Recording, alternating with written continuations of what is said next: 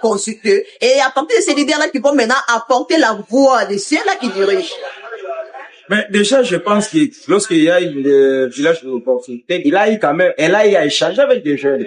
Et je pense que cette question-là a été soulevée, hein, des oui, j'ai levé. Peut-être c'est à partir de là qu'elle a dit qu'elle a eu à consulter tous les jeunes de la République démocratique du Congo. Parce que j'ai appris qu'elle a fait des tours presque dans toutes les 26 provinces de la RDC. Et là, il a consulté les jeunes, il y a eu des villages, en fait, il y a eu des opportunités de travail, villages des opportunités dans toutes les provinces. C'est pas vrai ça?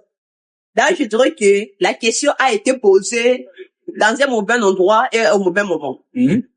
C'est-à-dire? Cela veut dire que tu ne peux pas partir pour une opportunité qui est là en train de chercher du boulot et on te demande une autre chose. Essaye de répondre. Si on te demande qu'est-ce que tu es venu faire ici, je suis venu pour chercher des opportunités pour avoir un boulot. Maintenant, on te pose la question concernant la prostitution. Serais-tu à mesure de bien répondre? Ou soit tu chercheras à répondre d'une manière pour flatter. J'essaie juste de flatter la personne là afin d'obtenir ce que moi je veux. Mais en moi là, en soi, ce n'est pas ce que moi je voulais. Bon, pourquoi vous les jeunes, en tant que jeunes et chargés de la communication, du Sénat que les intellectuels en RDC, vous voulez être consultés, vous voulez être associés sur cette table ronde là de dialogue? Quelle est votre pensée? Avez-vous une proposition ou comment? Étant que jeune, nous avons des propositions à faire. Ok, et ces propositions, on peut avoir même des grandes lignes sur ça. Il n'y a pas moyen d'en parler ici. Si vous voulez connaître nos propositions, invitez-nous dans les tables de décision. C'est par là que nous allons parler.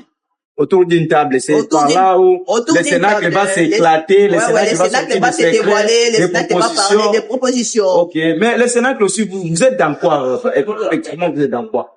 Hein? Vous êtes moi, j'ai appris que vous êtes dans l'encadrement de la jeunesse. Cet encadrement-là, ça se passe comment? Comment est-ce que vous encadrez les jeunes? Nous sommes dans l'encadrement des jeunes. Hein. On est en train de promouvoir. Ok.